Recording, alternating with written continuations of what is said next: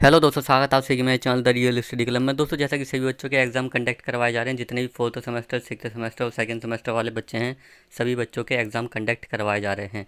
तो एग्ज़ाम देते समय दोस्तों जो क्वेश्चन पेपर है वो किसी बच्चे का 100 नंबर का आ रहा है और किसी बच्चे का 75 नंबर का आ रहा है।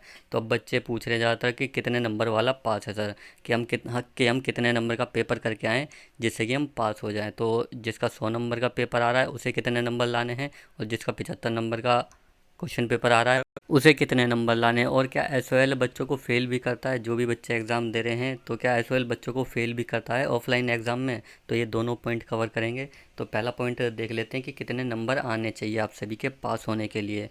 जैसे कि बहुत से बच्चों का 100 नंबर का पेपर आ रहा है, तो दोस्तों आपको 40 नंबर आने चाहिए। ठीक है, पास होने के लिए 40 नंबर आपको लाने हैं। पास होने के लिए 40% नंबर आपके होने चाहिए। 100 में से 40 नंबर आपको लाने हैं, तो आपको प्रमोट कर दिया जाएगा, पास कर दिया जाएगा। और अगर आपके फिफ्थ सेमेस्टर में 40% मार्क्स हैं और सिक्स्थ सेमेस्टर में 40% मार्क्स हैं, तो आपको प्रमोट कर दिया जाएगा। ठीक है, आपका फाइनल ईयर कंप्लीट हो जाएगा। तो आपको 40% मार्क्स लाने हैं, चाहे फिफ्थ सेमेस्टर हो चाहे सिक्स्थ सेमेस्टर हो। 40% मार्क्स आप सभी को लाने ही लाने हैं, तभी आप प्रमोट किए जाओगे। फाइनल ईयर आपका कंप्लीट माना जाएगा। 40% नंबर होने चाहिए आप। और जो फोर्थ सेमेस्टर वाले बच्चे हैं जो अभी एग्ज़ाम दे रहे हैं, उनके लिए भी यही है कि आपको भी 40% मार्क्स लाने ही लाने हैं पास होने के लिए। फोर्थ सेमेस्टर पास करने के लिए आपको 40% मार्क्स लाने ही हैं। अगर आपने थर्ड सेमेस्टर के एग्ज़ाम नहीं दिए और फोर्थ सेमेस्टर के दे रहे हो, तो सभी सब्जेक्ट पास होने चाहिए। ठीक है, सारे सब्जेक्ट में पास होने चाहिए, नहीं तो अदरवाइज़ आप लोग फिफ्थ सेमेस्टर में नहीं जाओगे। थर्ड सेमेस्टर, फोर्थ सेमेस्टर, इन दोनों में से 50% जो सब्जेक्ट है वो क्लियर होने चाहिए। यानी आपने थर्ड सेमेस्टर के एग्ज़ाम दे दिए और फोर्थ सेमेस्टर के अगर नहीं दिए, थर्ड सेमेस्टर के सारे सब्जेक्ट क्लियर हैं, तब भी दोस्तों आप लोग फिफ्थ सेमेस्टर में आ जाओगे। तो आपको थर्ड सेमेस्टर या फोर्थ सेमेस्टर में से चारों सब्जेक्ट क्लियर करने ज़रूरी है। 50% सब्जेक्ट क्लियर करने ज़रूरी है, तब आप फिफ्थ सेमेस्टर में आ जाओगे। अगर थर्ड सेमेस्टर और फिफ्थ सेमेस्टर में से 50% सब्जेक्ट क्लियर नहीं होते हैं, आपके पास नहीं होते हो, तो आप फिफ्थ सेमेस्टर में नहीं आओगे। तो फोर्थ सेमेस्टर वाले बच्चों के लिए भी यही सीन है कि 40% मार्क्स लाने हैं और आपको 50% सब्जेक्ट क्लियर करने हैं, थर्ड सेमेस्टर और फिफ्थ सेमेस्टर दोनों के लगा के। अगर आपका फोर्थ सेमेस्टर क्लियर हो जाता है और 40% मार्क्स भी आ जाते हैं, चाहे आपने थर्ड सेमेस्टर ना दिया हो, तब भी आप फिफ्थ सेमेस्टर में प्रमोट कर दिए जाओगे और जो फिफ्थ सेमेस्टर के साथ अपने थर्ड सेमेस्टर के एग्ज़ाम दे सकते हो।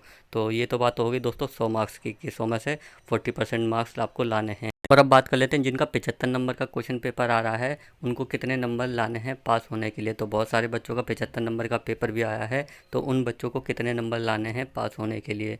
तो जिनका 75 नंबर का आया है दोस्तों, तो उन्हें 30 नंबर लाने हैं। ठीक है, हर हाल में आपको 30 नंबर लाने हैं। 75 में से 30 नंबर आपको लाने ही लाने हैं, यानी 40% मार्क्स इसमें भी हो जाते हैं कि 40% मार्क्स आपको लाने ही लाने हैं।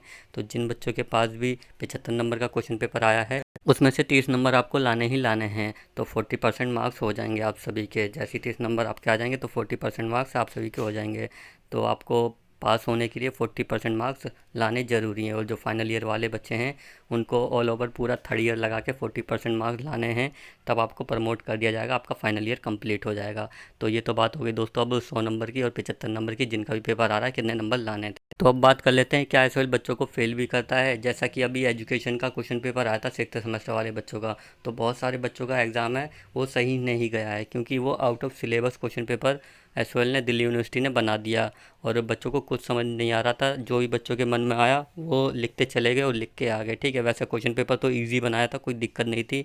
अब बहुत सारे बच्चे ऐसे हैं जिन्होंने मुश्किल से 2 क्वेश्चन अटैम्प्ट किए, 3 क्वेश्चन अटैम्प्ट किए, तो क्या उन बच्चों को फेल किया जाएगा या पास किया जाएगा? तो देखिए दोस्तों, जिस भी बच्चे ने अच्छे से एग्ज़ाम दिया है, तो उन बच्चों को फेल नहीं किया जाएगा। अगर आपने पूरा प्रॉपर क्वेश्चन लिखा है, चाहे आपने 3 क्वेश्चन अटैम्प्ट किए हों, तब भी आपको पास कर दिया जाएगा। ठीक है, ऐसा नहीं है कि आपको फेल कर देगा। बट हाँ दोस्तों, रेयर केस होते हैं, बहुत सारे ऐसे बच्चे होते हैं जिनको फेल किया जाता है। ठीक है, ऑफलाइन एग्ज़ाम में बहुत सारे बच्चों को देखा गया है कि बच्चे फेल हो जाते हैं। तो आप लोगों से बस मैं यही बोलना चाहूँगा अपने एक्सपीरियंस के थ्रू, कि जितने भी क्वेश्चन हैं वो सारे क्वेश्चन अटैम्प्ट करके आएँ। अगर 5 क्वेश्चन पूछता है, कोशिश करें दोस्तों पाँचों के पाँचों क्वेश्चन अटैम्प्ट किए जाएँ, तभी आपके दोस्तों पासिंग मार्क्स आएंगे। ठीक है, अगर आप लोग 5 क्वेश्चन अटैम्प्ट नहीं कर पाते हो, अगर 4 करते हो, 3 करते हो, बट पूरा प्रॉपर क्वेश्चन लिख के आओ, फिर उसका आंसर पूरा प्रॉपर तरीके से लिख के आओ। अगर पूरा प्रॉपर आंसर नहीं लिखते हो, तो कोशिश करना दोस्तों पाँचों क्वेश्चन अटैम्प्ट करें। आप लोग सारे के सारे क्वेश्चन अटेम्प्ट करें, चाहे 3 क्वेश्चन पूछे हों चाहे 4 पूछे हों, जितने भी सारे क्वेश्चन पूछे हैं वो सारे आपको अटेम्प्ट करने हैं, ठीक है। जैसे 8 में से 4 करने बहुत से बच्चों को अटेम्प्ट, और 10 में से 5 करने हैं, तो ये सारे क्वेश्चन आपको अटेम्प्ट करने चाहिए। जितनी ज़्यादा कोशिश हो कि सारे क्वेश्चन अटेम्प्ट किए जाएँ, एक भी क्वेश्चन ना छोड़े।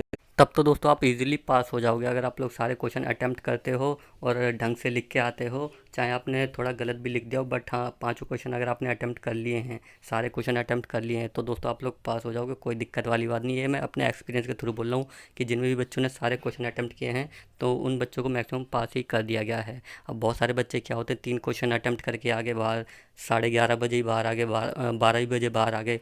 3 क्वेश्चन 4 क्वेश्चन जो भी क्वेश्चन है अटेम्प्ट कर पाए वो बाहर आ गए, बट सारे क्वेश्चन नहीं करते, फिर वो बच्चे बोलते हैं सर मुझे फ़ेल कर दिया गया। तो दोस्तों कोशिश करें जब जितना भी टाइम है उन पूरे टाइम में सारे क्वेश्चन अटेम्प्ट करें, ठीक है। तो मैं तो ये बोलना चाहूँगा दोस्तों, सारे क्वेश्चन अटेम्प्ट करके आएँ, एक भी क्वेश्चन ना छोड़ें, ठीक है दोस्तों। अगर और भी कोई डाउट है या दिक्कत है तो इंस्टाग्राम पर मैसेज कर देना। और कल हिंदी का और इंग्लिश का एग्ज़ाम है, तो उनके ऊपर मैंने इंपॉर्टेंट क्वेश्चन की वीडियो बना दी, इंपॉर्टेंट क्वेश्चन के आंसर भी आप सभी को प्रोवाइड करवा दिए, इंग्लिश के और हिंदी के। तो कल जिनका भी एग्ज़ाम है तो वो वीडियो देख लेना, लिंक वीडियो के डिस्क्रिप्शन में आप सभी को मिल जाएगा, ठीक है। तो वीडियो ज़रूर देख लेना, कल जिनका भी एग्ज़ाम है तो इनके ऊपर स्टडी कर लोगे तो इजीली पास हो जाओगे। तो चैनल को जरूर सब्सक्राइब कर लेना, अगर कोई डाउट है दिक्कत है इंस्टाग्राम पर मैसेज कर देना, ठीक है।